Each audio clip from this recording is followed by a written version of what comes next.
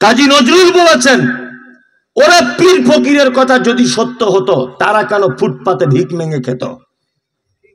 হ্যাঁ, সব চিটিংবাজ।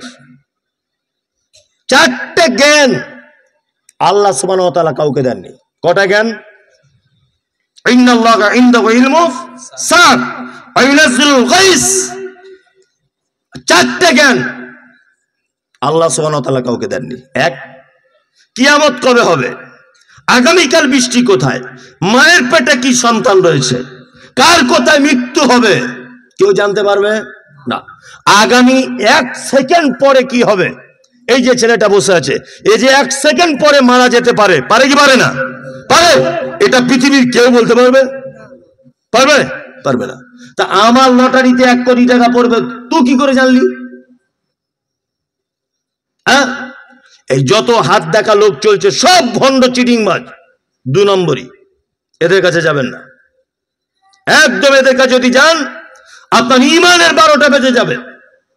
আল্লাহ সুবহানাহু ওয়া তাআলা বলছেন, ইয়া আইয়ুহাল্লাযীনা আমানু, এই তোমরা যারা ঈমান নিয়ে এসেছো শোনো, ইন্নামাল খামরু, নিশ্চয় মদকে হারাম করেছি, ওয়াল মাইসির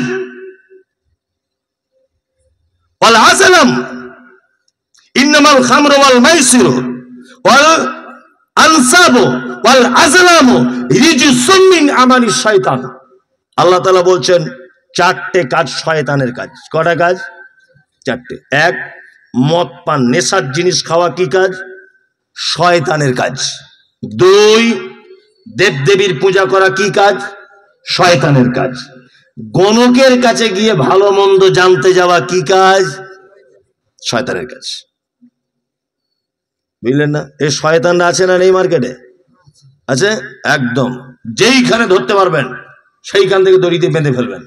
এই গ্রামে কিছু আছে দেখবেন 2-4টে সাপ নিয়ে তাবিজ বিক্রি করে।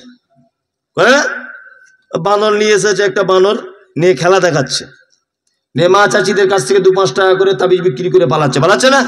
হ্যাঁ, তা তোর তাবিজের সব যদি ভালো হয়ে যাবে, তুই কেন জঙ্গলে বানর নিয়ে ঘুরছিস? হ্যাঁ, তুই কলকাতায় 2টো ফ্ল্যাট কিনে ঘোর। 2024 সালে সব চলে না। যে কথা বলছিলাম সেটা হচ্ছে এই, আগামী 1 সেকেন্ডের পরে কি হবে এটা আল্লাহ ছাড়া কেউ জানে না, গায়েবের খবর কেউ জানে না।